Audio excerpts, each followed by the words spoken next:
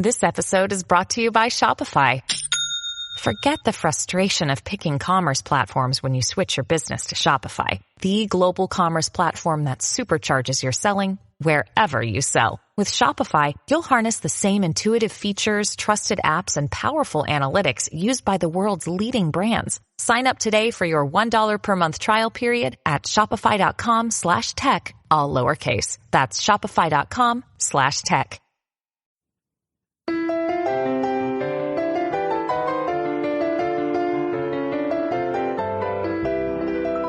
You're listening to the Animation Addicts Podcast, episode 54, Mary Poppins, Jack of All Accents.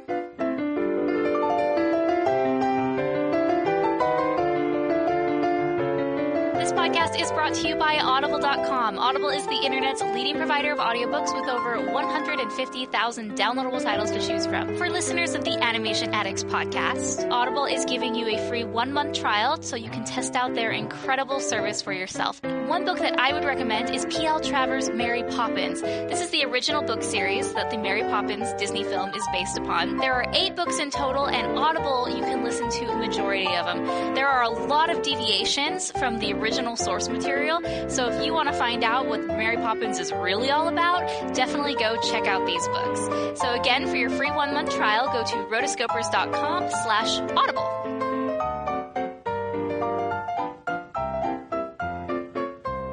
All right, folks, step right up.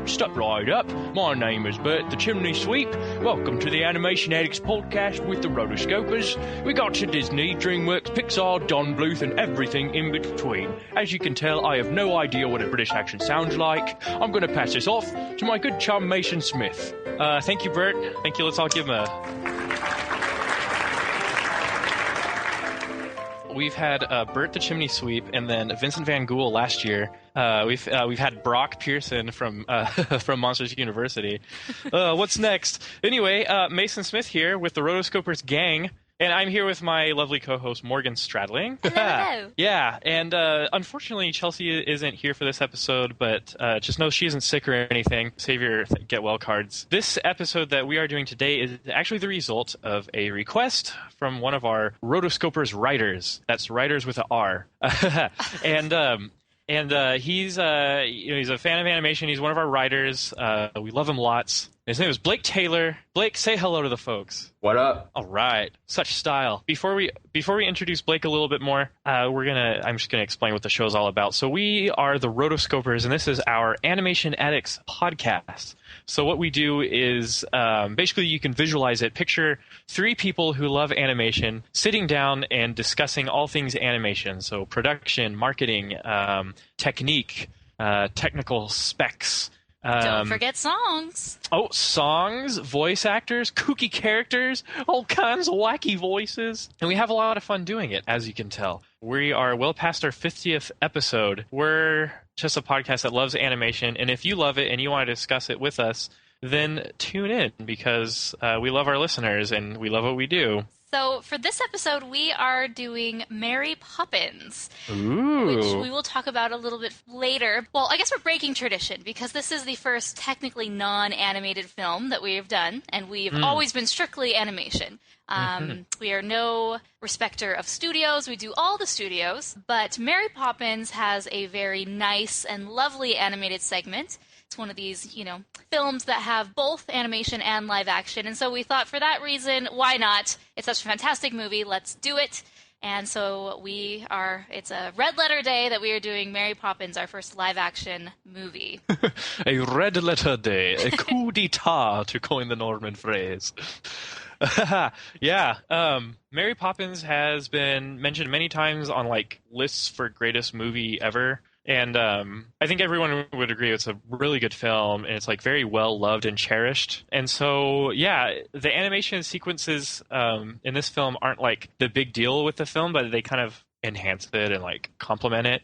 And so I have no problem reviewing this film. And it was a request of Blake. So, Blake, how come you wanted to do this movie? Out of all the movies available, why Mary Poppins? Well, it probably is my favorite Disney movie. I always go back and forth between this and Toy Story. But I really think this is for different layers of the movie that we'll get into later. But I think what makes this film so different from all the other, typical Disney 60s live action movies is that, yes, it does have animation in it. And yes, that is a very brief part of it. But the overall tone of the movie very much feels like an animated film. And I think even today, it still sort of sits comfortably on the shelf alongside the, official animated canon from feature animation or whatever, even though it technically isn't part of that lineup. But it feels like an animated movie, and that's what I'm looking forward to discussing today.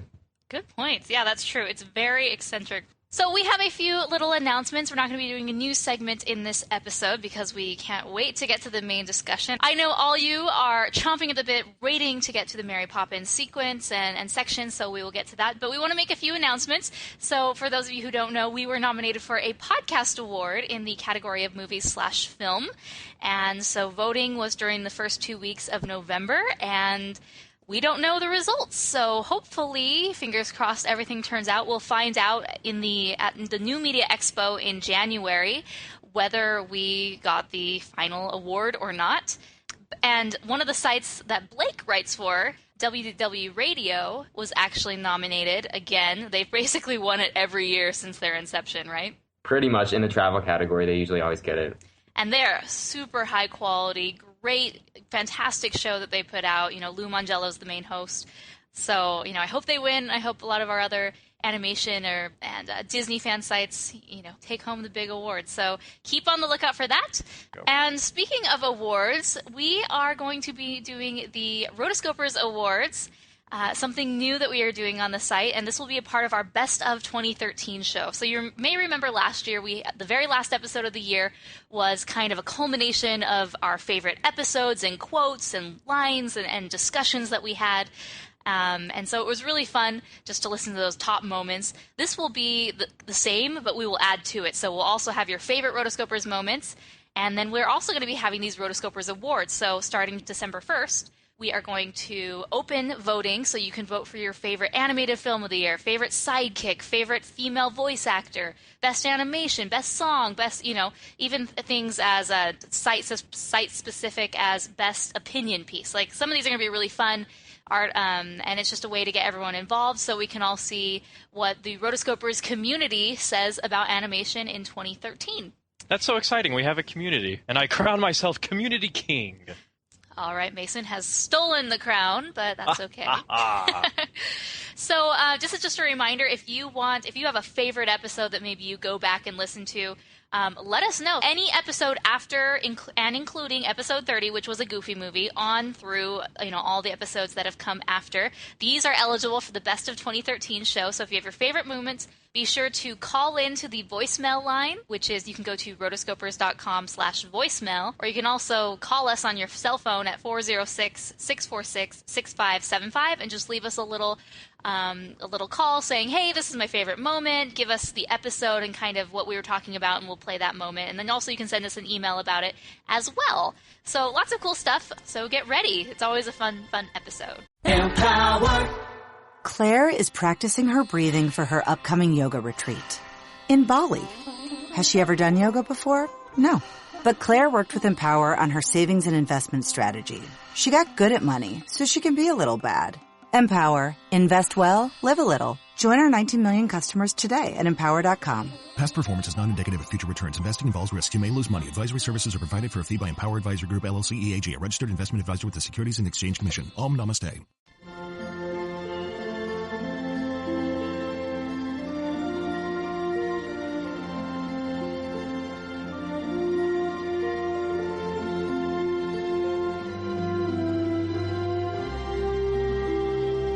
So we are moving on to our main discussion, which we've already kind of been talking about basically since the first 5 minutes of the show. We just can't help ourselves. Exactly. It is Walt Disney's Mary Poppins, which came out in 1964. It is, as we've mentioned, contains both live action and animated sequences, and is still today one of the most beloved Disney movies of all time.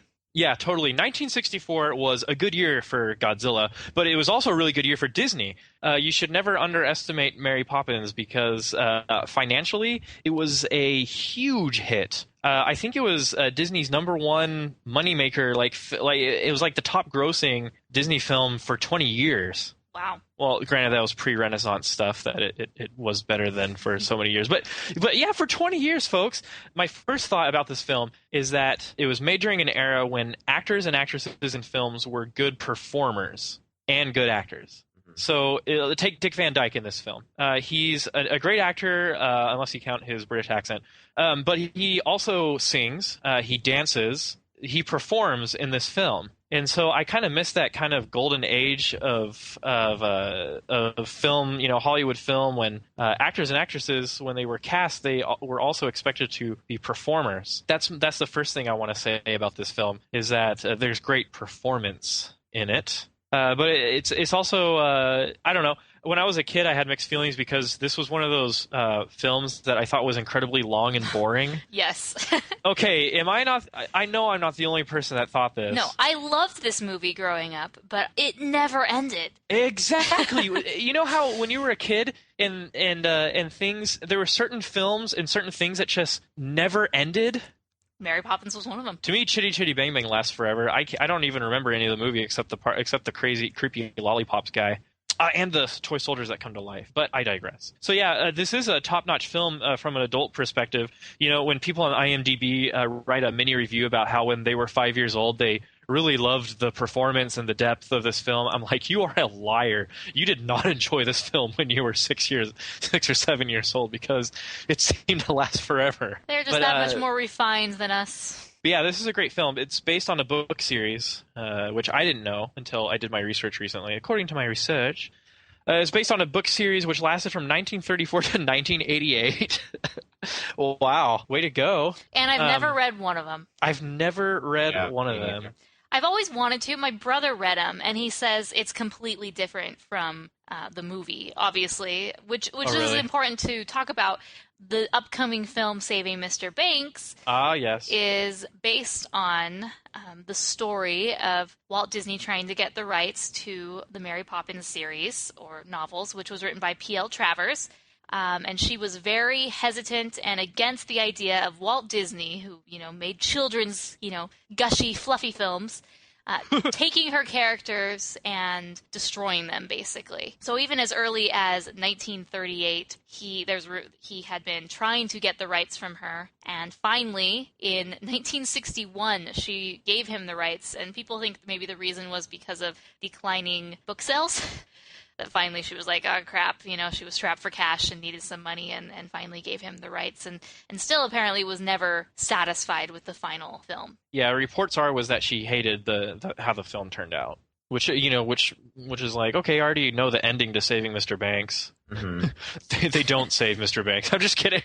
But which, since she reportedly was unsatisfied, I'm really curious as to kind of the story of how she then gave them the rights again to do it for the stage, like however, 30 years later. Like, what's that story too? I just think, it's kind of curious, her whole persistence on, how her characters were treated. Well, yeah, and considering how this was such a beloved movie and still is, you think maybe it would grow on her after, 30 years here in the 80s, 90s, and then they later approached her to do a musical. But considering this was her creation and her baby, she probably still was offended that it turned out the way it did. But yeah. Now, I read online that to secure the rights for the Broadway version of Mary Poppins, they resurrected Walt Disney out of cryostasis, because they froze him. Gosh. And he actually talked to her again as icy zombie Walt Disney. That's the real story of. And then he marched off to Cuba, and I forgot what happened after that, if they caught him. But so yeah, we got the Broadway, we got the film. Actually, the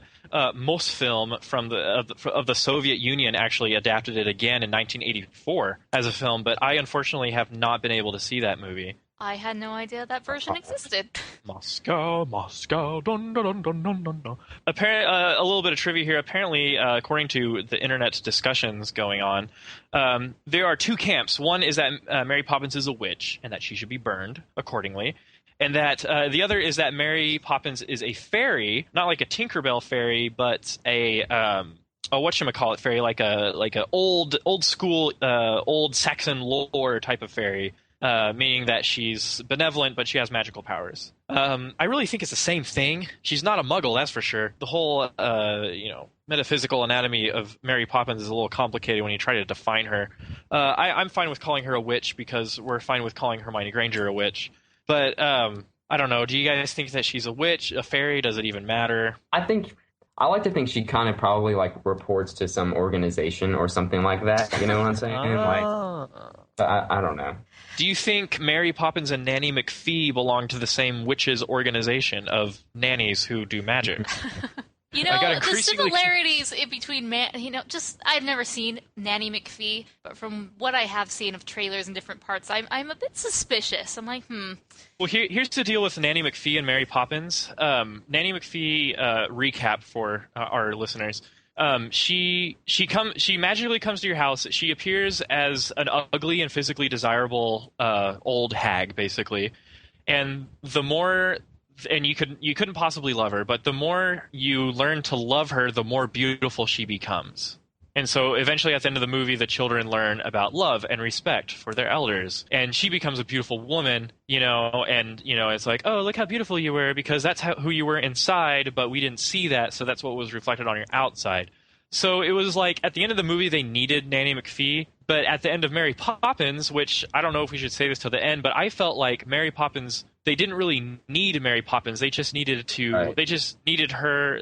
It was really about the father needing to reprioritize his life. Because if you notice, I'm sorry, I'm just going to jump to the last scene here. Before Let's Go Fly a Kite, Mr. Banks, Mrs. Banks, and the children, they just run out the door and don't even look back at Mary Poppins. Because they don't need her anymore, they have each other. Right. And so Mary Poppins, having done her wicked bidding, flies off with the west wind. And so I think that's a difference, but there are some similarities. Personally, I like the relationship's dynamic with Nanny McPhee a little bit better, although I think that Mary Poppins is a better movie, and that's my official statement. And I just thought of this coincidence that Emma Thompson plays Nanny McPhee and P.L. Travers.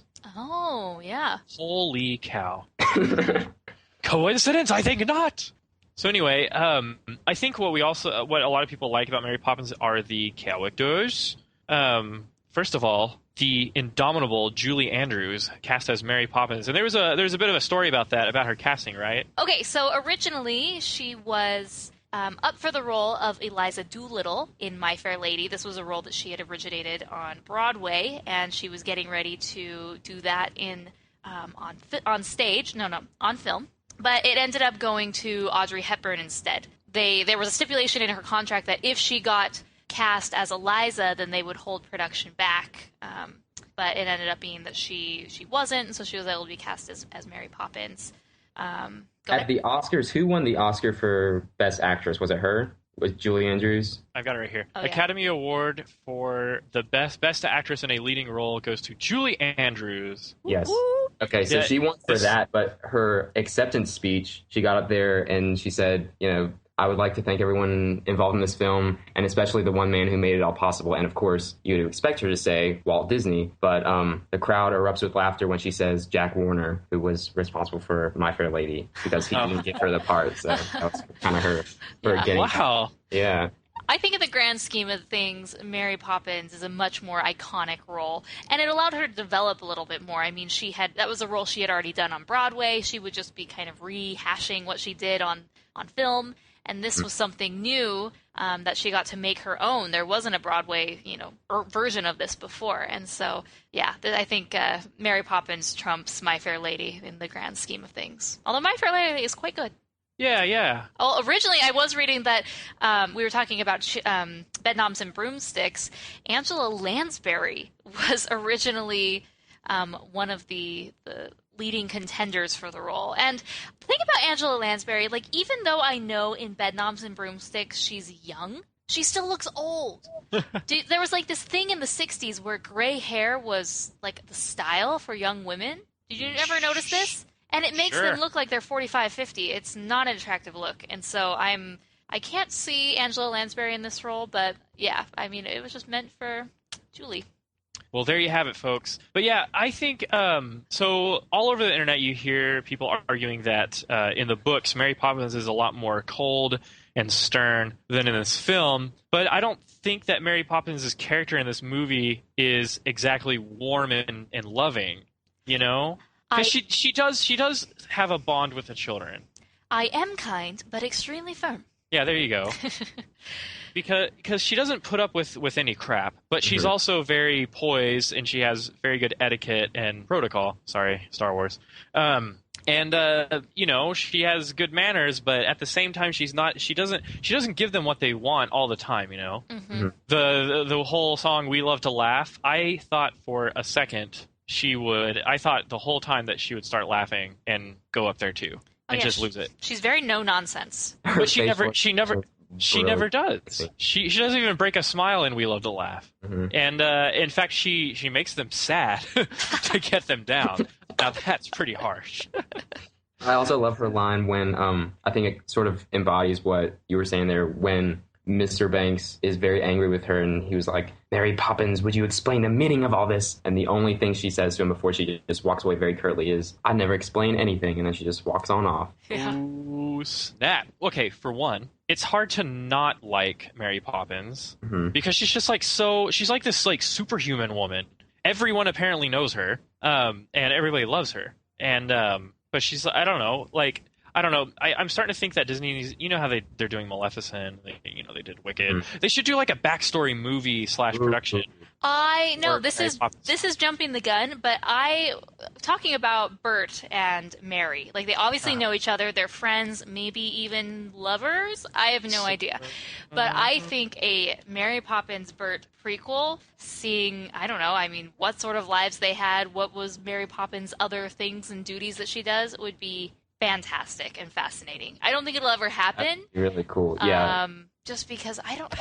I mean, Disney has no shame in adapting some of its most prized properties. They really don't. So I'd be up for it if they got the right people. Would you want it to still be Angelina Jolie as Mary Poppins? Do y'all think they would want to do it in the same style, like a musical, or just completely different direction? I don't know. I want them to do a musical, because if they try one of those like epic, like the Oz the Great and Powerful kind of things, or like something like that, it's just going to be like really lame. They're like fighting dragons. Johnny Depp is Bert. Chim Chimaroo, mate. Why is the rum gone? But anyway, yeah, I don't know. I think it'd be cool because a lot needs to be explained here. I don't know what they explain in the books, but like, who is the real Mary Poppins? She comes and goes like the wind, But they should do a crossover film between Mary Poppins and Bedknobs and Broomsticks. That'd be cool. I wonder if ABC would ever do her backstory on Once Upon a Time. Yeah, because Mary Poppins isn't technically. Because I don't know. Would you consider her a piece of fairy tale folklore? Well, they're kind of loose in who they use. Like, they've done Frankenstein before, so they're not strictly all grim fairy tale characters. So I think that's a perfect outlet for it, come to think of it. That would be really, really cool. And what I love about Once Upon a Time, even though I've never seen it, it seems that this is like an alternate universe canon of the characters. Whereas it's like, so Mulan's in Once Upon a Time, but it doesn't affect her canon-ness of the animated films. So it's just like this alternate universe, which I'm happy that exists, and they can do whatever they want there, but then official canon still remains the same. Right. That's pretty good. But now Dick Van Dyke plays two characters in the film. First, the most notable one that he plays is Bert, the chimney sweep, all-around good guy, charming Englishman. So I don't know, he's kind of got that weird role where he's like a narrator, but he's also in the film, because he like looks at the camera, oh yeah, Mr. Banks, and stuff, and so I think Bert's a cool guy. I have no problems with Bert. He's kind of a jack of all trades. He is. He's always doing something different. One day he's a musical artist playing basically every instrument imaginable. The next day he's a street sweeper. Next one, he's a chimney sweep. He just does. Hey, he needs his daily income, and he does what he does. and he's funny at it. And you were mentioning his accent, which I don't think I ever noticed when I was younger that he wasn't British, which shows my prowess at the British accent and differentiating real from fake. Well, it's not that it's fake. It's just that I don't know. Imagine if a British person did a intimidation of a cowboy. It would be like the most quintessential obnoxious cowboy accent ever. Western accent ever. And so I know that there are Englishmen and Englishwomen who talk like Bert does with the same accent, but I don't know, going back to My Fair Lady, it's evident that there are like a ton of different accents in Great Britain, you know, in London, even in London, you know. And so I don't know. I don't think people were like, "Oh, that's a fake accent or it's not accurate." They might have been, although they might have been a little insulted by how generic it was, you know. Yeah. So I don't know. Honestly, I don't really care, but I just think it's funny that the accent is so, you know, kind of, I don't know, broad. Well, didn't you have a funny story about his teacher? Yeah, so Dick Van Dyke's voice coach for the film was an Irishman, apparently. And the story goes that the Irishman had an even worse British accent that he taught Dick Van Dyke. And so if you're being taught by a person who does something horribly, then you're going to do it horribly. But so yeah, that's like a big story about how his voice was, how his his voice came to be for Bert. And you know, when he's singing, it pops back into an American accent in some parts. It's a jolly holiday, so I don't know. Maybe it's its inconsistency. I don't know. Again, but across the internet, it's just something that grinds people's gears, I guess. He's a jack of all trades, including accents. Jack of all accents. Jack of all accents. Now, my big question here is, and Morgan talking about this, was there romance between Mary and Bert? See, that's the interesting question, because it's like very subtly, maybe kind of, sort of hinted at. They get along very well. They know each other. They're very, they're very comfortable being close to each other. Yes, and especially in the Jolly Holiday sequence, where it is almost romantic in a way, where he's being the gentleman, he's singing about how fantastic she is and how she's the best woman of all the women. Oh, yes. And so it makes you think there's something here, and then it never resolves. Yeah, and then there's, Mary talks about, she does her singing part on It's a Jolly Holiday, where she's talking about, oh, you're such a gentleman, you would never take advantage of our friendship and stuff. And she goes on and on and on, and Bert's character kind of like rolls his eyes. Yeah, he gets friend zoned. I hate that term, but so I think that there is kind of a flirty relationship there. But the point I'm trying to make is I guess the real question is, does there have to be a romance between Mary and Bert? My answer is no. I don't think there should be, but there seems to be something. Mm-hmm. I kind of like that we don't know everything, though. I do too, and here's something that grinds my gears. I always go onto IMDb when we research these films. You know, number one internet movie database for me, number one source for Mason Smith, and basically 500 million other people in the world. Yeah, and other people. IMDb is just so great. All hail the internets. But somebody started a discussion about does Mary Poppins even have a sexuality in this film? And because she apparently is not falling head over heels for Bert, and there's no like makeout scene, in the film. Gosh.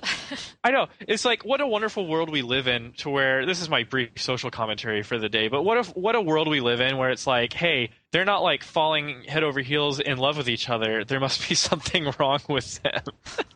I think it's definitely why, though, because even at the end when she flies away and he's like, "Don't stay way too long." I mean, that kind of, she does this often. Flies in, stays a while, does her job, and then heads on out. Yeah, well, so yeah. Maybe she's more like a nun, where like she has a higher calling. Yeah. Than being romantically involved. Which she does. She has to basically come in and save families from being destroyed, either by the children or parents neglecting them. That's her calling in life, and so I think she doesn't allow herself to get romantically or emotionally involved, which she doesn't. When it's time to go, she goes. She's a little bit. She is sad, but she realizes her purpose is greater than some of the more trivial things, which apparently to her is romance. Mm-hmm. Yeah, well, maybe in the prequel that Disney's going to do, we'll learn about how she did have a love interest. But she makes a tough decision at the end between her job and her love, and she chooses her job. Oh, I thought you were gonna make the comparison that she was hurt by someone long ago, sort of like Megara from Hercules. So she vowed off all like men. That.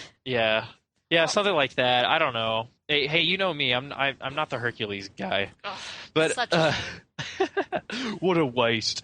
But anyway, yeah, that's my little thing about Mary and Bert. I mean, there is something there, but I don't know. I'm fine with them not exploring that. Just let it be, like Blake said. There may be something there that wasn't there before.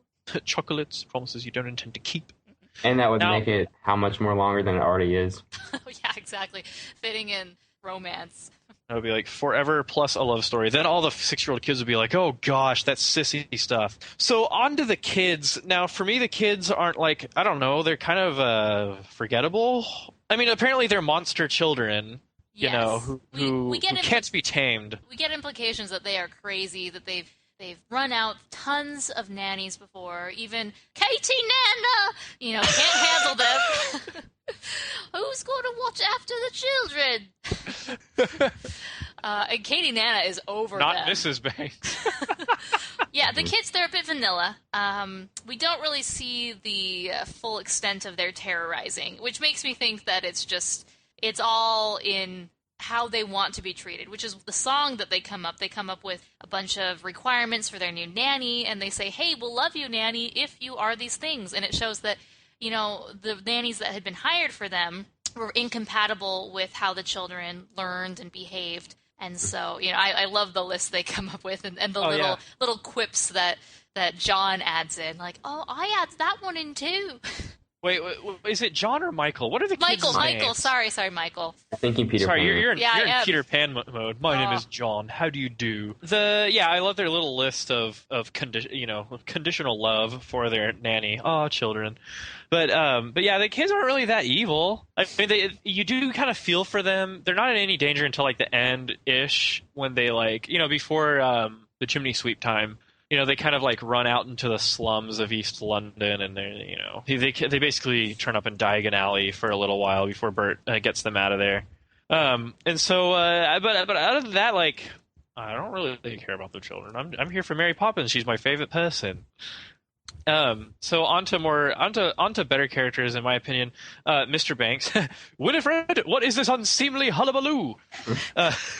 But he plays the typical father who's married to his work, basically, and he has to learn a life lesson, a la Hook, a la Jingle All the Way, and learns the true meaning of family. Isn't it about time?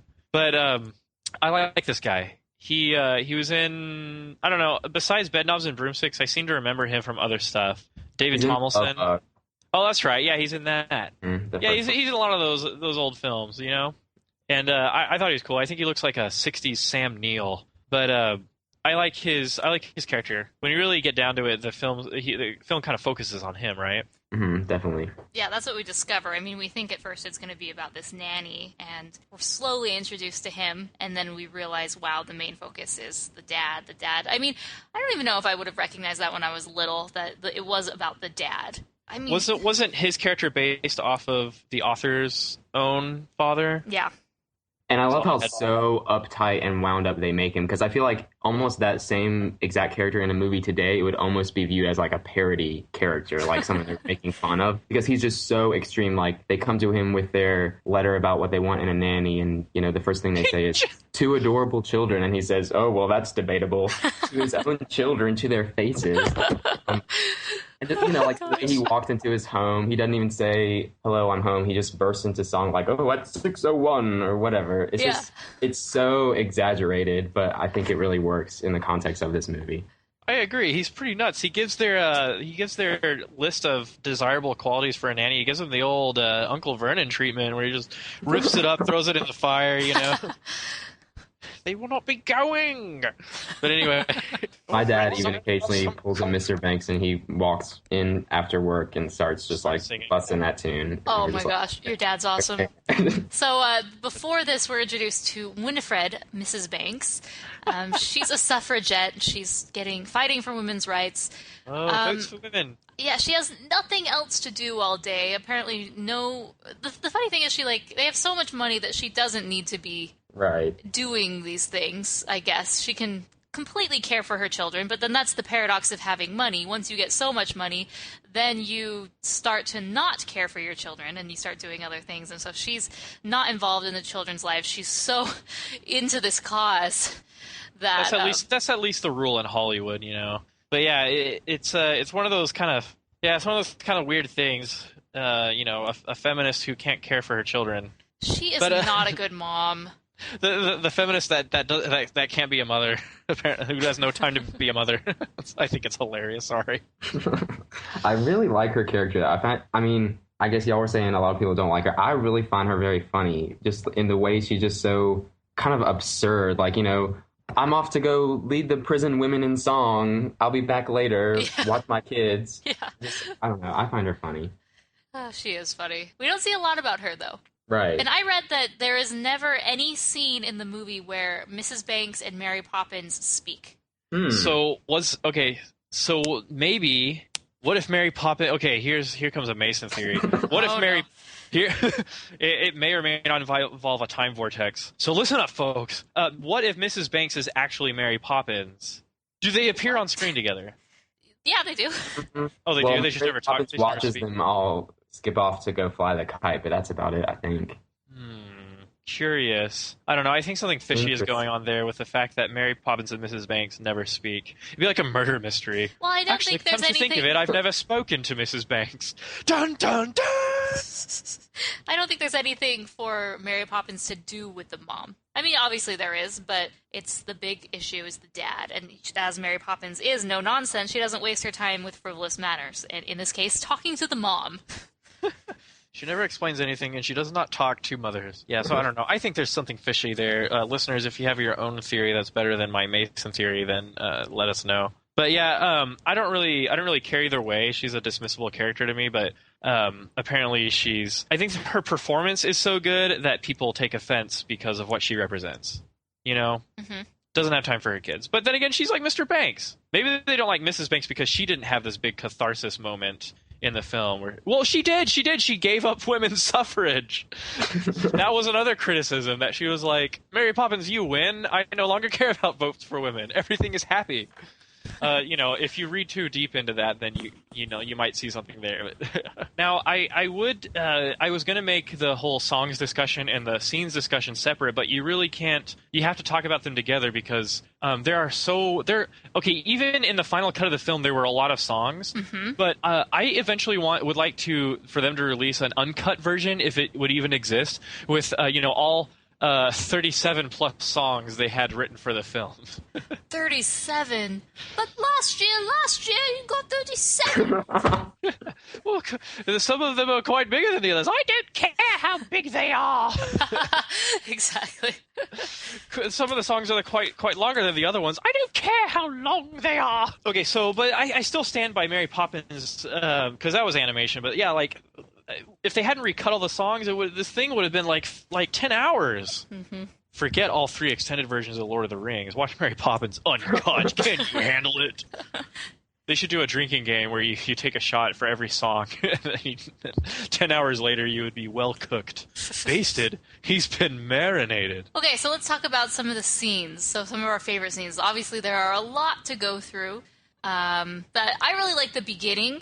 I like the extra long opening credit sequence that we get to hear, and it's a kind of a melody of the different songs which we'll be introduced to.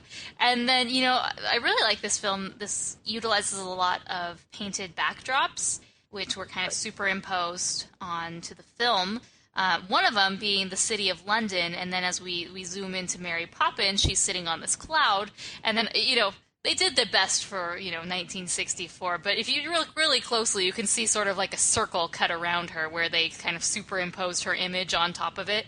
Pretty interesting to see how they kind of created these effects back in the day. I also really like the opening sequence as well. We always, in my family, it's tradition to watch this film on Christmas Eve, and I feel like the first opening notes of that instrumental at the beginning, it's like, when I hear that, it's like, okay, it's Christmas now. It's like it has that sort of sense of like magic to it that we see in the rest of the movie. And I think it just, like you said, it sets up the rest of the movie so well. Mm-hmm. That's really cool.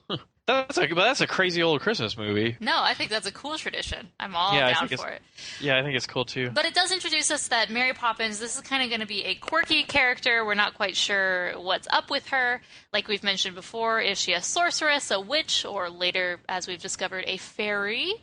But she's different because she's literally sitting on a cloud, putting powder on her nose. So I like when she arrives. That's another scene where the winds have changed, and then all the nannies who are lining the streets outside, which, may I add, many of those are men. Yeah, they were men dressed as women. And they all blow away. And I love this scene because it's just, I'm a fan that if you can do it without special effects and it looks just as good, do it. And I don't think we would see a movie or a scene like this done today without heavy special effects of the ladies blowing away and really crazy, but they just used these ladies on wires, and I just love the way they just gracefully kind of float away. And then there's that last one who kind of she's like in the star position, just floating backwards. Good times. I feel like today would also be, like in the rain and the thunder, them all epically. Tornado. Yeah. And so, the film takes enough time to,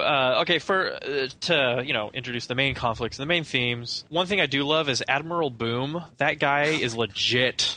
Mm-hmm. To your posts! At a certain hour, he has to shoot the cannon off, My How gosh. many homes has he demolished doing that? Worst neighbor ever. Yeah, seriously, talk about it. The HO, if this was America, the HOA would be all over him. But yeah, picture an old, washed-out army admiral who has to fire off a cannon that makes the whole house shake. I think it's hilarious. Actually, I love mayhem. I'm not gonna lie. I love obnoxious characters. For I am one myself. And if I had a cannon on the top of my roof, I would totally do this every day at the same hour. This is another crazy character and crazy situation that puts us into the mindset of you don't know what to expect in this movie. We are setting you up for craziness and unexpected and a bit of unrealistic expectations, and it's good. Yeah, so, eventually the kids meet, even before Jolly Holiday. It's, the classic spoonful of sugar. I remember having a Disney sing-along videotape, and this was one of the songs. I had that one, too. Yeah, so it's a good one. I like the. I never figured out the bird. Is the bird an animatronic, or is it just like a matte painting where he it's an animatronic, and actually under her sleeve she has like a whole arm of like wires on her, and she had to be very delicate in how she moved because just the slightest movement could throw all that off. Mm-hmm. Wow. Mm-hmm. And the bird would be like headbanging. Well, also she is the whistling voice, I guess you would say, of the bird. While she's singing? Well, no, just later added on. That would be impressive. Also, stop motion in that sequence was done by a guy named X Atencio, who one day Walt Disney came up to him and he was like, "You're going to write the songs for the Pirates of the Caribbean ride I'm working on." And he was like, "But I'm not a songwriter." And he was like, "Well, you're going to write them anyway." And he ended up writing them. But he was known for all of Disney's anytime they used stop motion. So that's him. Wow, that's interesting. Hard as your hoe. What Walt Disney wants, he gets. Mm-hmm. That is the main theme here. It's in like, fact, we protest. Walt Disney told us to do this episode for the podcast, and we told him no. Walt Disney, this is not animation. It's not full animation, but Walt Disney always gets what he wants. I like Spoonful of Sugar. I like the when they slide down the rails, and I also like Spit Spot, dun dun, and off we go. Well, okay, can we talk about just a little before that, and because it reminded me when they're sliding down the banisters, they kind of take on these magical qualities, and then even a spoonful of sugar, the children are able to, snap their fingers and make the little toy soldier move, and the blocks go away, and the clothes magically fold themselves. So I get really confused about. Obviously, I'm looking way too much into it. I'm just supposed to accept it and not supposed to question what's happening. But why? Oh, no. We're the Why rotoscopers. does this happen? Hey, you're totally fine. We're the rotoscopers. We ask the hard questions about animation. The hard questions. I mean, is it because they started having a little faith and believing? Is it because she spread a little magic towards them, some pixie dust? I didn't see no pixie dust. Exactly. I think they were on pixie dust for most of the movie, but yeah, that is a very interesting point that you bring up. could it be that maybe it's one of those things where like the magic was in them the whole time, but then the kids can't pull off any magic tricks afterwards. No, it's only when they're ever with her. Mm-hmm. So she's one of those supernatural channelers of magic. It's kind of like the whole thing with, the implied thing about Mary and Bert. I kind of like how we don't know all the rules of her character. So it's sort of like, it's kind of up to our imagination, but then it's not necessary that we know everything about her for the story to still work. It's kind of like the same thing with Russell in Up. You don't really know much about him at all. You get little fragments of who he is, but it's still, that's really the not knowing is what really sells you, I think. Yeah, and Bert is a weird character too because he has magical powers in this film. He can float and fly and stuff. Mm-hmm. But is that only when Mary Poppins is around, or is he his own magical character? I don't know. I hate to keep going back to the stage version. In the Broadway version, he definitely is more of a magical figure. Like, he pretty much, I would say, is equivalent to Mary Poppins in what he can do and things like that. But in the movie, I think maybe just around Mary Poppins, or if he is his own little figure or whatever, maybe he's a little bit more reserved with how he uses it. Mm-hmm. A man fairy. That's what I like. A man fairy, great. I like that part, and then a spoonful of sugar, and then all that stuff. I never understood the whole spoonful of sugar because I don't think I was a sugar cube kid. That and I never took my medicine. But I don't think we had the types of medicines that they had back then. Yeah, it's like ours were already sugar infused and delicious. Mm-hmm. Yeah, I had Flintstones vitamins. I don't know what kind of medicine they had back then. We're dealing with Mary takes them out and they meet Bert, and he's doing some chalk drawings which come to life, and they enter the wonderful world of animation. Sorry.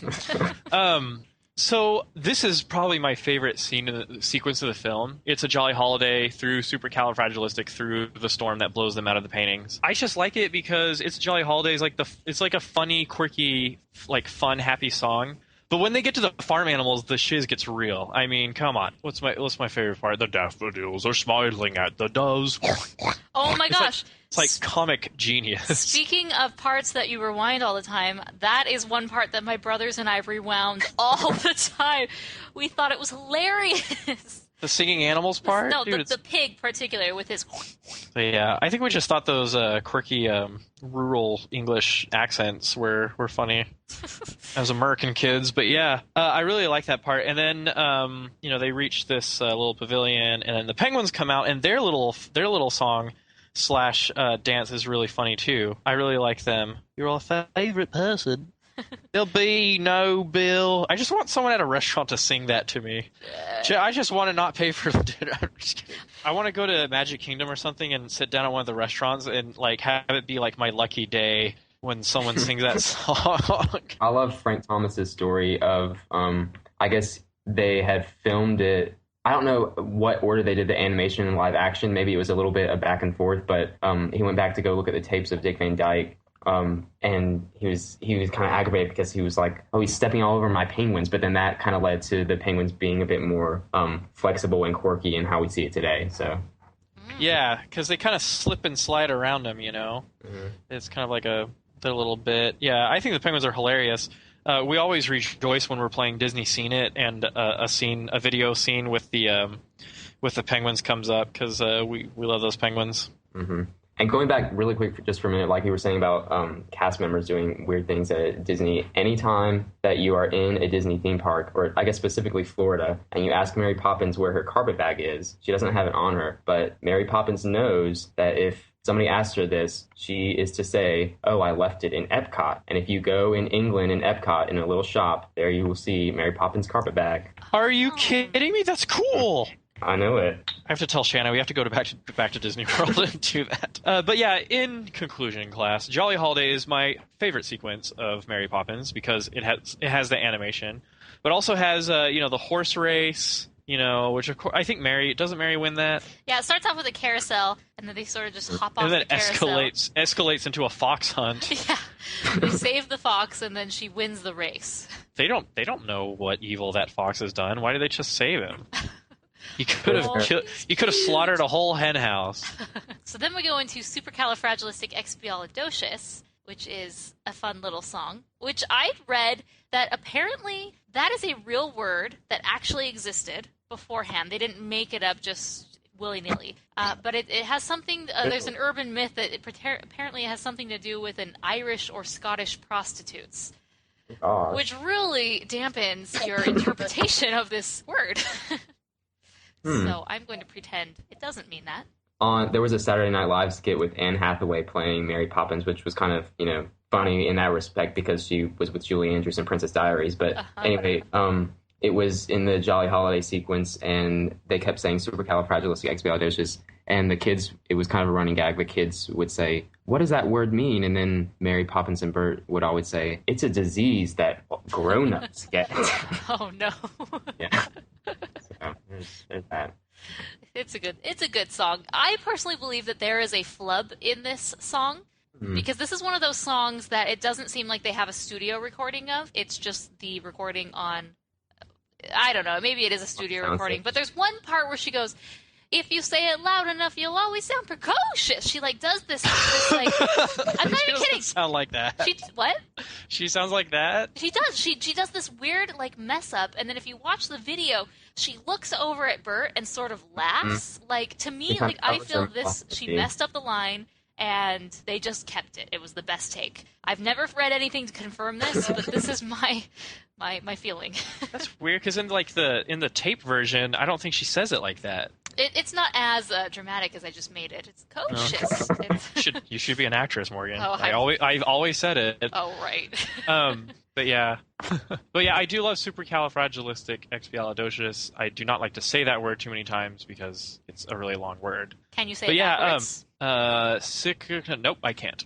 Blake? I can say it like they say it in the movie backwards. Say it. I can't. Docious aliexpiasticfregicalirupus. Woohoo! Yikes. Which technically is not the way you say it backwards. It's just sections of the words, in different order. Yeah, exactly. The syllables in a different order. Yeah, but hey, that's the merry way. That's what you call you call it syllabic inversion in linguistics. I just totally made that up. Wow, I believe it. I buy it. And in that scene, something that about it that I actually kind of like about it, even though it's kind of a fault technologically, is you can totally tell they're on a soundstage, especially with the grass. It just doesn't mesh with the animation well at all. You can totally see their shadows. But I don't know. The whole movie was on sound stages. Right. Yeah. And actually, another little fun fact here. In 2004, it was actually the same soundstage as Mary Poppins, so they went back to film Princess Diaries 2. And so now that soundstage at the Walt Disney Studios is named the Julie Andrews soundstage. Aww. Now it's they get blown away out of this whole they come out of their acid trip. I mean they get blown out of this animated world with the rain and the storm and everything, and they take their medicine. They go to rum punch. That's right. Is that when is that the go to sleep? The stay awake song? Yes, that's that part. I always liked that song. Apparently that was Julie Andrews'. Sorry, Blake? I would be okay if that part was deleted. I feel like if they needed to cut a song, that would be the one I would take out. There's always that one part that you're like, well, when you're watching this at home, this is like, well, this is where I get a drink, or this is where I go up and use the restroom. The part in Robin Hood, Love Goes On and On, that is definitely the get up and use the restroom part. Well, if the Sherman Brothers, if it was their goal to write a lullaby that really did put children to sleep, they succeeded because it is very slow. Especially, I think it's kind of weird that it's in there because Feed the Birds is the exact same setting, almost. Mm-hmm. It's right before bed, she's singing them a song. It's almost, literally the same scene, just a different song. So I just think that's kind of odd, almost. But way better. Nightly performance. Right, way better, much better. Stay Awake was apparently Julie Andrews'. It was her favorite song that she wanted to sing. And so it took quite a few takes, something like 47 takes for her to get it right, just to get it perfect. But so a little bit of trivia there. I always thought when I was a kid, I understood the sarcasm of it all at an early age, and so I liked that song, or the irony, I guess, of the song. Mm-hmm. But yeah, the film actually did have an intermission in some countries. Really? Yeah. In fact, if you look at the DVD version, there's a special feature where it shows the card, the intermission card. Rightly so, because the movie lasts forever, Yeah. Well, they wake up in the morning and then... Oh, and then they go to Uncle Albert's house! Exactly. Uncle Albert, who is... Oh, who does his voice? Ed Wynn. Ed Wynn. Okay, I love that guy, and I love Uncle Albert. For one, I love to laugh, and for two, like this is just this scene is just so ridiculous because everyone is like laughing so hard, and they all float when they laugh. It's just the craziest thing. And all the jokes are so hokey and so corny. Do review-ish, but it's hysterical. I still laugh at them every time. And if I were to probably choose an individual Disney scene from any movie that I love the most, it would probably be this scene. Really? Mm-hmm. Wow. Well. It just works. It works. It does work. I think it's really cool. The scene really illustrates how intense and really into her job Mary Poppins is. She doesn't even like giggle in the scene, and I'm like on the floor like having convulsions. But and then she even brings them down a notch, literally, pun intended, by making them cry. I don't know. I just think it's funny, the whole laughing hysterically and then crying right afterwards. Like, poor Uncle, I want to say Uncle Waldo, but that's not his name. Uncle Albert, like, having the time of his life, laughing his head off, and then he just starts crying and he gets brought back down and stuff. The contrast. Who would have thought that? Now, here's the thing. There's more laughing. The whole laughing makes you feel so elevated and better thing comes back at the end with the bankers, but with sinister consequences. But is that an extension of Mary Poppins' magic, or is that because it like revitalizes the old man? So is that like how did that? I'm sorry, go ahead. Uncle Albert was already on the ceiling before they got there. That is true. Forensics did make that evident. But I don't know, it's just kind of a confusing thing because the whole laughing mechanic seems to affect the old banker guy. What is it, Mr. Dawes Sr.? In the end of in the kind of the climax of the film, I guess, although there isn't really a climax. But yeah, I don't know, it's kind of a funny thing, this whole Mary Poppins magic. The world will never know. Until they make the prequel. And I guess while we're talking about this scene, there's the dog to consider too, because they can kind of like, he's the one who fetches them to go get Uncle Albert, and she's able to be like, oh, I know what he just said, so let's follow him. Where does he work into things too? The dog is clearly an animagus. I forgot about that little dog. Hey, and isn't he wearing like a sweater? Mm-hmm. Aww. He predates, people are like, dogs wearing clothes, that's so lame. But, I mean, he did it first. He did it first, and Mary Poppins likes him, so how dare you, is the end of that sentence. There we go. I'm done talking. This scene, actually, so have you seen the play? Yes, it came to my city about 3 years ago. Looky. It's not on tour anymore, darn you, Mary Poppins, and I missed it. I want it to have another revival tour because I really want to see it. It's really good. But this is not in the... Yeah, they cut it out. I was kind of upset about that because I was kind of looking forward to how they would do that with... I mean, obviously, it would be wires and stuff like that, but they do play around with wires in there. I mean, there's one scene where Mary Poppins literally flies over the entire freaking audience and ends up in the last balcony. It's like just stuff like that. I think, I've seen Lion King, Beauty and the Beast, and Mary Poppins, and I would probably say Mary Poppins was my favorite out of those three. So how do they resolve? Because this scene, as inconsequential as it seems, the laughter, and then they just sort of move on, it plays a key role in the ending of the film with the banker dying of laughter. So in the murder of Mr. Dawes Sr. Thank you. So how do they work that? Do they change the ending? Is it a different...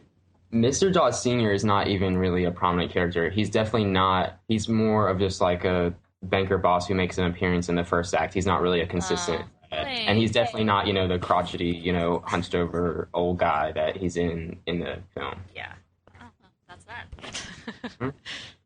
So that is that. So the children, they go back, and then they're talking to their dad, and they're telling him all about being crazy, amazing things, and he's like, no, this is not going to happen. What is supercalo? What? No. So they say, tomorrow you're going with me to work, right? And what kind of punishment is that? I'm an extremely busy man, and as punishment, I will take you to work with me. But she kind of plants that idea in his head, though. Yeah, which is genius. She knows that exactly every move that she does is calculated. That is true. And so they sing the Feed the Birds song, right here, which happens to be Walt Disney's favorite song.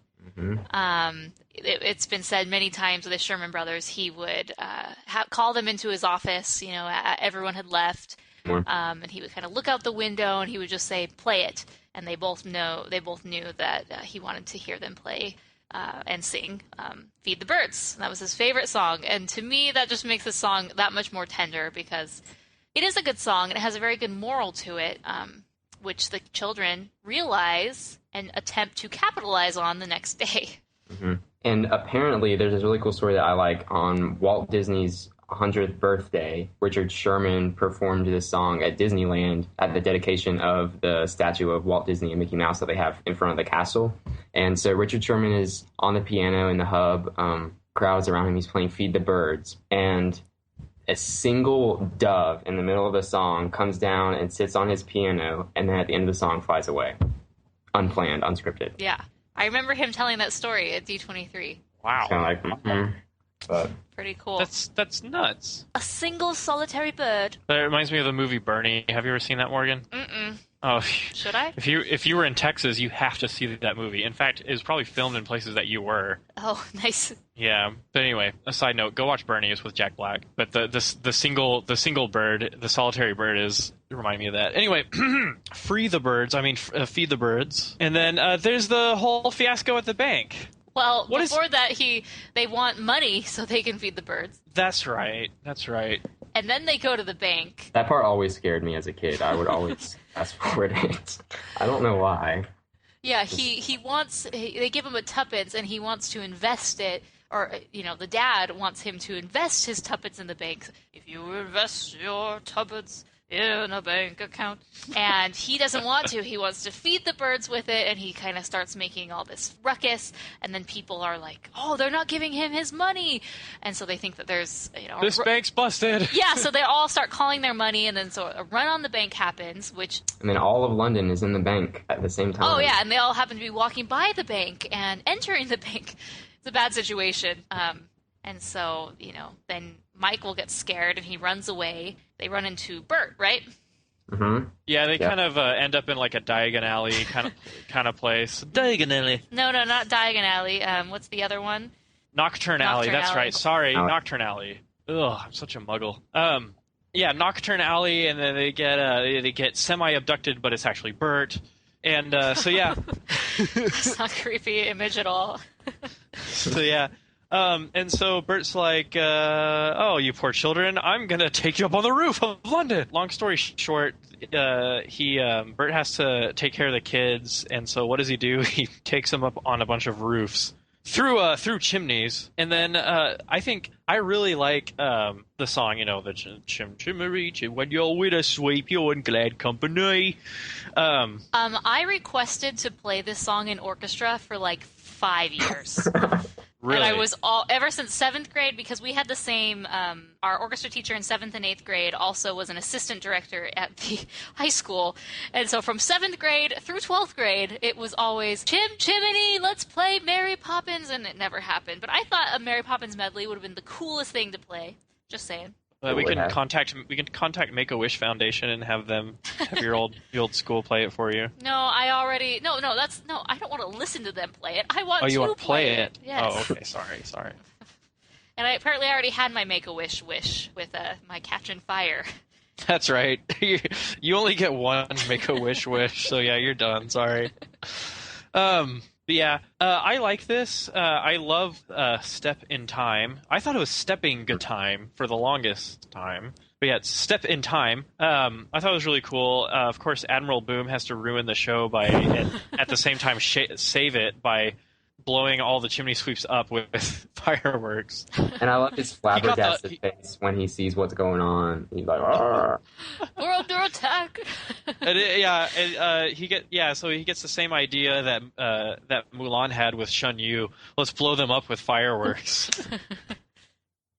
Well, so what I like about this song is that this is one of those like never-ending songs. Mm-hmm. It starts with Chim Chimney. It kind of goes into Stepping Time. Stepping Time has a long, long sequence of just, there's no words for the most part. It's just dancing. Stepping. And then, they're stepping, exactly. And then it continues into the house as they go down the chimneys and enter the house. into the Banks' home. They are not impressed and not happy. And the incorporation of the other themes from the movie while they're all in the home, I think that's pretty clever as well. Which ones? I know you get a little bit of Sister Suffragette. I'm not sure if there's any other ones. Oh, okay. You mean musical themes, not like... Right, yes, sorry. Okay. Yeah, because they're carrying her around, and she's like, votes for women at some parts. Mm-hmm. Oh, yeah, they do. And then they start marching with her. Yeah, they all come together. And the different things that they say for Step in Time, like, it's the master! And then they go, it's the master, Step in Time, whatever. Oh, it's a good song. And then, so, Bert stays, right? Right, with Mr. Banks. And do they talk? Can't remember. Yeah, Yes. They have a little heart-to-heart. And does he respect him? Mr. Banks, meaning? What is this, an interrogation? I'm...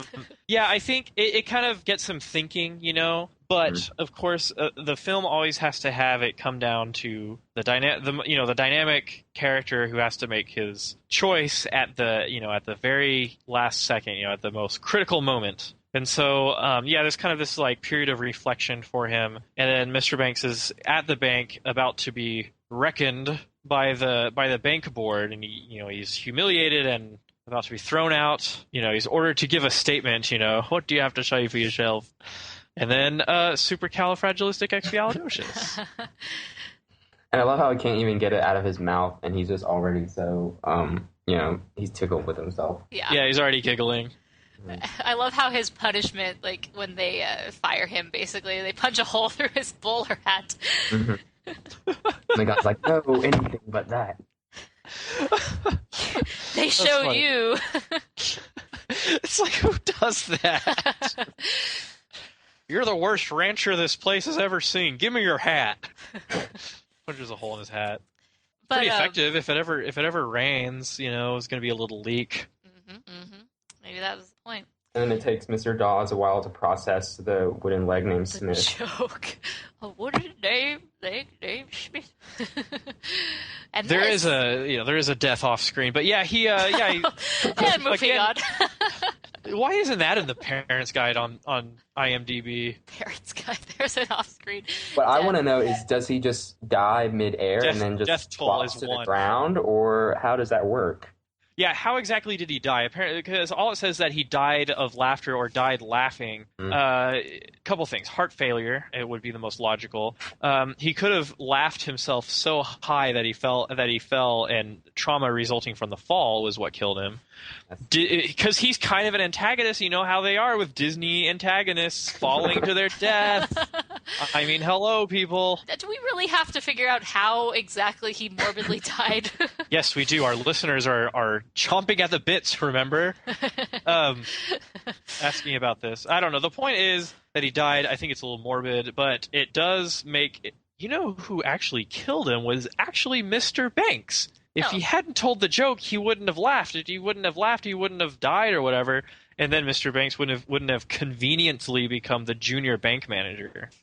Or did Mary Poppins know he would tell the joke, so she had a secret plan the whole time? She's an assassin! This goes all the way to the top, folks. Have y'all seen that horror trailer where they made out Mary Poppins on you? I forget what it's called. Scary Poppins? Scary Poppins, man. Scary Mary, something like that. No, Mary Poppins. That's the only reason she came down here. It wasn't to save Mr. Banks. It was to assassinate Mr. Dawes. It was blood money. It was blood money, folks. Man, I'm looking at this movie in a completely new light. Bloodthirsty killer. Even in the next scene, it kind of still was a little morbid because they're all, gathered. They don't know where Mr. Banks is. He's been gone all night. And then I think it's the cook that says, check the river. It's popular with jumpers. That's right. Parents Guide. There's an allusion to suicide. Actually, I think that's in there already. But so yeah, I mean that's a little dark. But I mean I think it's kind of one of those times things, like a different time, a different period. I mean, whatever. It's not like ruffling my feathers. I'm not going to call for a boycott. So Mary Poppins check this goes out. Home. And she does. Everybody goes and flies a kite up to the highest height. Real quick, a note that you can do about Dick Van Dyke and his horrible accent. I have here some citations. Here we go. Fondly remembered for the film, but his attempt at a Cockney accent is regarded as one of the worst film accents in history. What? Yeah, 2003 poll by Empire Magazine of the worst film accents of all time. He came in second. Oh, see, I think it's very endearing now. It's just Bert. Apparently, Sean Connery is the one with the worst film accent ever. As Jim Malone in the 1987 film The Untouchables, which I don't really know what it is. Interesting. Well, thanks for sharing. Yeah. Well, they're saying Sean Connery's the worst because whether he's in The Hunt for Red October or an English King, he's always got that Highlander accent. Brad Pitt was number 3. Of course he was. He speaks the same in every role. I'm gonna go eat some food. But anyway, so Mary Poppins leaves. She just comes and goes, but she comes back in the books. But it's really sad because she's like, well, my work here is done. I need to leave. There are other nasty children out there that I need to save. Other Mr. Bankses that I need to save. Well, the family's been mended, yeah. So, I mean, right. I know the children are sad that she's leaving, but shouldn't they be happy that their family's back together and has their priorities straight? They're probably going to see a lot more of their parents now, which really is the better situation. True, which is why I believe that completely ignoring Mary Poppins and just running outside to go fly a kite is permissible because Mary Poppins isn't the one that they need, Uh-huh. They just need each Her other. only job is really to turn them, from a household into a family. I think she does that, and once she does that, she knows, any time I stay here, is time wasted, and just got to move on. Mm-hmm. Next big adventure. So basically, the real reason why I love Mary Poppins so much and why it's probably one of, if not my favorite Disney movie ever, is because it's not just a good movie. It is a good movie, but then there are so many different layers to it. First, you have a good movie. You have good songs. You have engaging characters.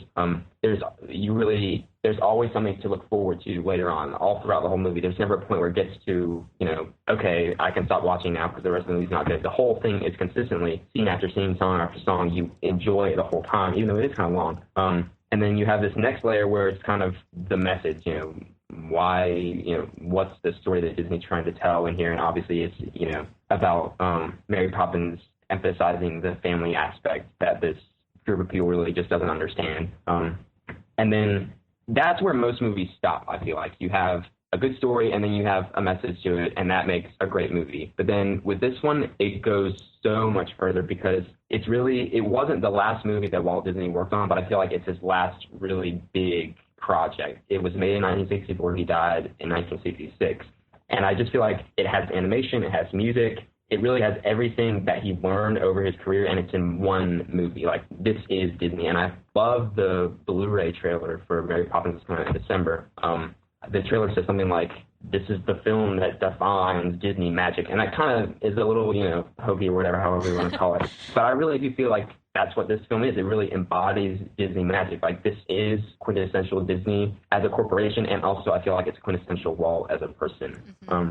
And then it, like Mason was saying, it shattered box office records, and actually it funded the construction of Walt Disney World, which opened in 1971. So quite literally, no Mary Poppins, no Disney World. Sad. So I just feel like, it's such a huge film to the Disney legacy on all of those different levels, and that's why it really is. Mary Poppins is Disney to me. Mm-hmm. Whoa. I'm glad that her legacy still lives on, especially in the parks. I think there's some movies, especially from the 60s. I mean, you don't see the characters from Bedknobs and Broomsticks. You don't see, Hallie and Annie or Sharon and Susan from The Parent Trap. You don't see these, especially the live-action characters. You just don't see them in the parks. Yeah. But she is the one, and Bert are really the only two from that era that still live on. Really? You see Bert at the parks? At all. I'm glad that you brought that up because it kind of relates back to what we were talking about at the beginning with why are we even discussing this on an animation podcast? I think it feels so much like an animated movie, and even Disney kind of views it that way. Like you said, Mary Poppins and Bert are really, maybe aside from Jack Sparrow, the only non-animated characters that you ever see in the park, ever. And I think that just stands, really the imprint that it's made. Yeah, I wanted to be Mary Poppins this year, but with every Halloween, 3 or 4 months before, I have this miraculous idea of this amazing costume, and I'm like, I'm going to make the costume, it's going to be awesome. Then I forget about it, and then I think about it, and I'm like, oh yeah, we got to do that, and then I forget about it. And then here it comes 3 days before Halloween, and I'm like, oh crap. Yeah, we don't have time to make a Mary Poppins dress. So next year, that's my plan. I want to be Jolly Holiday Mary Poppins. It's going to happen. Excellent. Bring a gaggle of penguins to do your bidding. Aww. The be no bill. But yeah, that is your dream in life. To not have the bill. Should be our tagline for the episode. But yeah, so yeah, this is a good movie, and that's really cool, Blake. I never thought about the legacy of Mary Poppins like that. So that's really interesting. Now, Saving Mr. Banks, excited, yay or nay? I am actually really excited. Truth versus fantasy aside, I'm excited for it. I know a lot of people are kind of like, oh, they're not going to remain true to what happened, or they're going to depict Walt Disney in a certain way. I know my suite mate here at school is determined that they're just going to depict Walt Disney as like this sort of like Santa Claus figure. And I feel like the first clip that they released last week kind of does, he walks in and he's like, oh, hello, Pamela. It's just kind of, I feel like they'll do a good job, though. I'm excited for it. I'm really excited for this movie. Ever since I've heard just that there was going to be a Walt Disney biopic, I just was really excited, and that's at least a little bit of his life. Yeah, the fact that it's around this Mary Poppins era of his life is exciting. I'm interested to see what characters from Mary Poppins, because it's kind of around the making of Mary Poppins, but I'm interested to see if maybe there'll be a wannabe Julie Andrews making an appearance, or some of these other characters. There is. There is? Cool. Mm-hmm. Ooh. Maybe they'll do like they did with Jeff Bridges in Tron and just make a creepy CG younger Julie Andrews out of the real Julie Andrews. There we go. And she'll be like Tron Clue evil Julie Andrews. Anyway. Me, I'm a little bored with this movie because sorry, biopics aren't like my favorite genre. But I'd like to see it because I'm interested in Disney animation. I'm interested in Disney history. Well, the movies this is definitely Oscar material. Like, I think it's probably gonna win it. Because movies that are about movies about movies win Oscars all the time. Last year was Argo. It was a movie about a movie. The year before that was The Artist. It was a movie about a movie actor. And so the Academy loves films like these, I suppose. And so this will be interesting. But yeah, you never see stories like this on film, and so I'm sure it's going to be quite a show if they thought it was important enough to make a film about it. I think it was on the Hollywood Blacklist, which isn't as bad as it sounds. It's like an unofficial list of really popular unproduced screenplays. Oh. And I think this screenplay was on that list. Mm-hmm. And so this idea has been around for a while, I suppose. But it'll be interesting. Tom Hanks, my view on Tom Hanks will never be the same after Captain Phillips. But Captain Phillips, we can't let him attach that ladder. Although I do feel that in this movie, Tom Hanks, from what I've seen, I mean, I saw a few clips at D23, and I'll see it in a few weeks. But it just feels like Tom Hanks playing Tom Hanks. I don't get the Disney vibe from him as much as I would like. Yeah, because you've seen the old spots before a VHS, film where Walt Disney's talking, and he's like, welcome to Tomorrowland, blah blah blah. Spectro magic, and he's talking and explaining things, so we know Walt Disney's voice, right? So I don't know. Maybe a criticism some people will have will be Tom Hanks's portrayal of Walt Disney. What if they do this thing like it's like a trivia thing where they're like, Tom Hanks for this film, he on purposely did not listen to any actual recordings of Walt Disney in order to keep his role as unbiased as possible. And also, I'm curious as to how much of the film's music they'll incorporate in there, or even how they will do that. Because I know Thomas Newman is doing a score, who he did Finding Nemo and WALL-E, so it'll have that same sort of vibe. And then as far as like what songs they'll use, or even if we'll hear like rough versions of the songs, or even like some of those however many 37 unused songs, if some of even those will be in there. So I wonder if like hardcore fans will recognize them. But I think the film is more about him securing the rights to Mary Poppins rather than making the film, because there wasn't like a deadline issue involved, or like there was no drama with the production crew. So I don't know. It'll be interesting to see. I am definitely curious about this film. I'm not like super excited about it, but I'd probably want to see it. Okay, before we rate it, I asked a Twitter question, like literally 10 minutes ago, so we don't have that many responses, but I thought I would read them. I asked, who is your favorite character in Mary Poppins and why? And we have 2 responses. Woohoo. And Dylan says, probably Bert. Quirky as he is, you can't really have a Mary without him. They're stepping things up. #step in time, step in time. And then Jordan Jordan M. says, I'll probably go with Poppins herself since she is perfect in every way. She is quite the original and the best super nanny. And that's it. That's for all the questions that I have. Maybe Don't you love it when we do that? Okay, so what would you guys rate this film? What would I rate this film? I'll do 4 stars for Mary Poppins. It's a tip top in my book. A couple boring parts, like even as an adult, but I mean, that doesn't make it a bad film. I mean, all in all, it's like super solid. It just doesn't get a perfect 5 for me.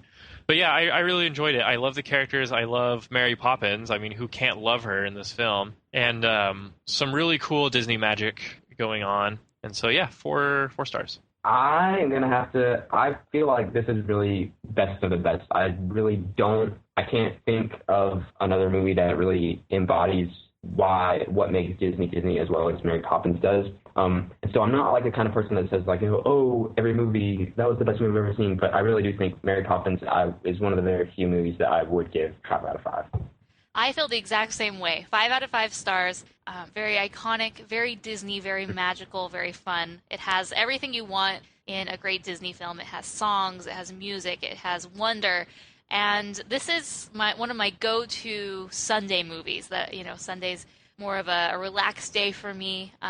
It's either Parent Trap, Mary Poppins, or Sound of Music. 2 of the 3 are Julie Andrews. I think one of the reasons it's so successful is because of her role and portrayal as Mary Poppins, and it's just near perfect. And I never get tired of watching this movie. Now, ask me when I was little, I literally got tired watching this movie, but now I don't. So 5 stars. Me too. Yahoo! I did a glorious night, right as a morning in mine. I feel like I could fly. Now, Bert, none of your knocking about. All right, now we are going to jump into the voicemails. Well, hi, I'm Jacob Street, and I was just calling with a quick question. I love Mary Poppins so much, and I'm excited to see the new movie, Save Mr. Banks. But I'm a little concerned. I think they're going to portray Disney exactly how Disney, the company, is going to want to have their head person portrayed. And so I was just wondering, like, does it bother anybody else that we would probably be seeing an entirely different movie if Disney wasn't making it? Or do you think Disney's going to portray him accurately? That's all I had. Thank you. It's true that Walt Disney is, unless you're a total cynic, he's generally regarded as sort of a god among men, kind of like Steve Jobs, but, with Disney animation. I've read in a few reviews that he swears a couple times in the movie, and he drinks and smokes, which he did in real life. So I think they're going to go for a more realistic kind of biopic look, but at the same time, they're not going to defame him in any way, because that would just be counterintuitive because it's a Disney film, Mm-hmm. So I don't know. It'll be interesting. I don't know. Tom Hanks is a great actor, so he'll pull it together. I think because, like, we've never seen anything like this done before, and especially I think because it's from Disney. Like, I remember when it was first announced, I was like, wow, I can't believe this is just so out of left field. But at the same time, it's like, I'm so glad they're making something like this, because it's completely uncharted territory. Aloha, this is Dylan, or DiBarenzu, or the Dark Knight D, off of Twitter and all other places. You were asking how Mary Poppins did as a film. I think it's absolutely incredible. It's one of those films that really dives into how an adaptation really should be, and it goes well beyond it, too. The animation and mixed media all around it is really pristine. The songs are really unforgettable. I mean, who can get supercalifragilisticexpialidocious out of their heads? And all in all, it's a great film. I need to see it before Saving Mr. Banks comes out, because that comes out within the next month or so. And I have to say it again. It's something that every Disney fan needs to see sometime in their life, if they haven't seen it already. It's what makes the medicine go down. That be it. Sayonara. Okay, I'm going to read a few emails that we received. Blake and Mason aren't here. They actually had to leave, but I want to read these because I think it's important. So first one says, "Hi, my name is Ryan. I just wanted to say that I love the podcast. I've been an animation fanatic since I could comprehend what a cartoon was.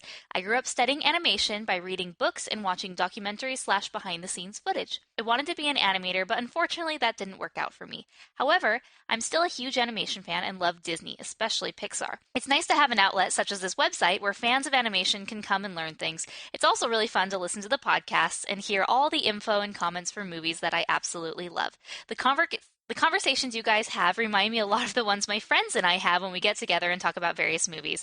So I just wanted to say, keep up the good work, and I look forward to future podcasts. P.S. You guys should think about doing a podcast for The Hunchback of Notre Dame. It's one of my absolute favorites. The story is great, the animation is fantastic, and the music / score by Alan Menken is pure genius. I feel like this movie is an underrated classic from the Disney Renaissance time period. I think this would make for a very interesting and very informative podcast. Just a suggestion. Ryan." Thank you, Ryan, for all your very, very kind words. Glad you like the show. That's one thing that I love about our show is that, like, even me, as one of the hosts or one of the writers, I can still go on the website and talk with the other fans, and I can interact with them, and it's really a community that we are building and building up every single day. So thank you. As for The Hunchback of Notre Dame, that is one of the most requested that we get, surprisingly, and I think it really goes to show how much people really do love and adore this film within the animation community and the Disney community, even though it's so, I guess, underappreciated and forgotten by most everybody else. So we'll definitely put that on the list because that and The Lion King are probably one of the most requested that we get of the Disney canon. Now, of course, we have to spread those out because we got to do the other studios and give them some love too. But yeah, we'll definitely look into doing that early next year. All right, the next email comes from Rich. He says, "Hi, ladies. I was writing to ask you to do a podcast on the new Broadway-bound Jungle Book. The new production is opening in Chicago later this month." And this email was actually from, I think, September. But I have some gossip I can share. The sets for this production are incredible. The director is doing something so fresh with it, much like what Julie Taymor did with The Lion King. Most of us Disney fans are aware of the Aladdin production coming, but this show is something that should be on everyone's radar. Richard Sherman is even involved bringing in some new material. They're also incorporating cut songs, etc. Again, the design for this show is stunning. I would love to hear your take. I've only seen the sets, but would love to hear if your people in the know some other details such as costumes and effects. Thanks, Rich. Well, thank you, Rich.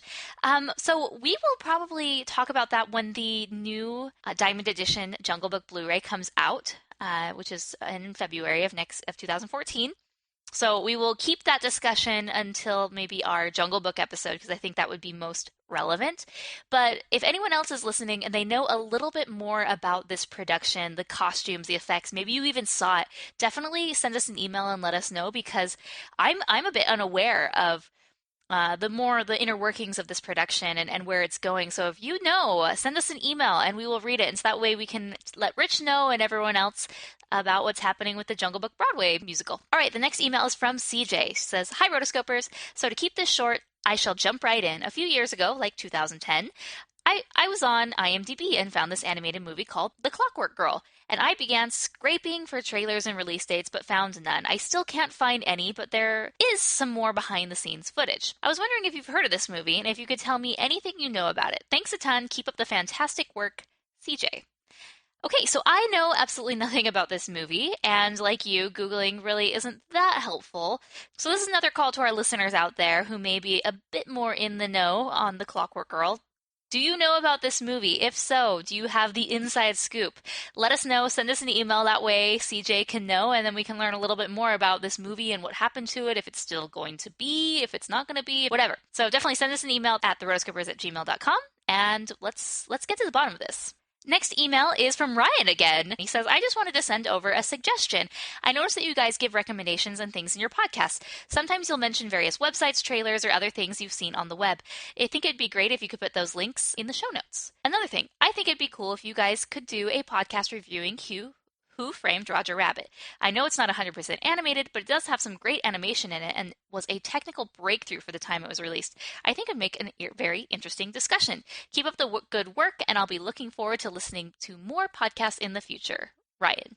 Thank you, Ryan. So actually, since Ryan sent this email, I took it to heart, and I have tried to be much better about including the different links and videos and things that we're talking about, including those links in the show notes. So thank you, Ryan, for letting me know, because I've definitely improved, and I hope that you've noticed, because I've tried to be really good about it. So as for Who Framed Roger Rabbit, well, I think we've opened up a can of worms with Mary Poppins here being the first technically non-animation movie to review, even though it totally is animation, but it's kind of not. So since Who Framed Roger Rabbit is in the same vein, I think it's definitely fitting for us to do that movie at some point in the future. And so just keep your eyes peeled. All right, last one. This is from Corey. Hey, Rotoscopers, I know that you're planning a Simpsons episode, and I cannot wait for this Simpsons episode. I would also like to suggest that you do Avatar: The Last Airbender / The Legend of Korra episode. I would love to hear your opinions on these shows. I have heard you mention these two shows on your podcasts in the past, and it would be awesome to have an entire episode dedicated to my favorite animated TV show. Thank you, Corey L. All right, so we've had a lot of requests for this. Like, mostly our podcast, we focus on animated films for the most part, and today broke another rule, I guess, and we did Mary Poppins. But one of the things we've been covering on the website is we've kind of slowly been breaking into TV news and discussions, and The Legend of Korra is basically the number one TV show that we cover. So it's sort of inevitable that we will be covering that in the near future. I've talked with a few of the writers. Chelsea and Mason really don't watch it, but I do. I watched the original Avatar: The Last Airbender and loved it. I'm a huge fan, even more of a fan of Korra. So I've talked to a few of the writers about potentially doing an episode on one or two of those. I'm thinking with like Legend of Korra, you might have to wait until all the seasons are over, right? I don't know. So, but definitely that is something we want to do. So thanks for the suggestion, and get ready to see it in the future. Thanks, Corey.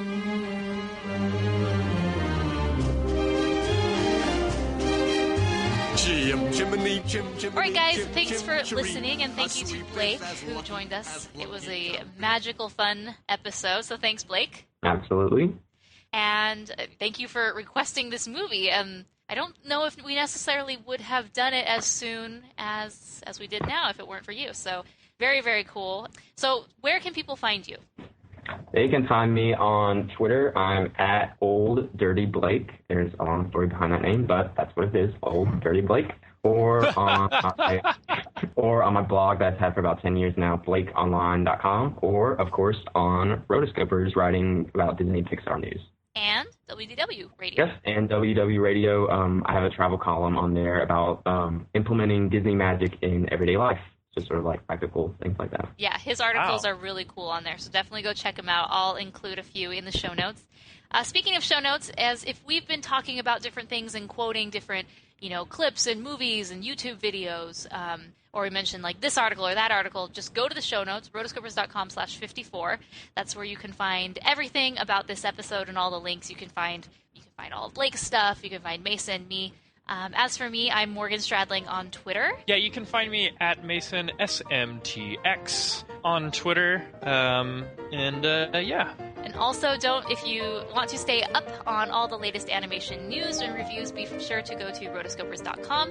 That's where you can find all of our social media profiles. And obviously, one of the best things is the community of people who are involved in the comments. And you can find fellow animation addicts like yourself and join in the discussion there. Till next time, we are the Rotoscopers.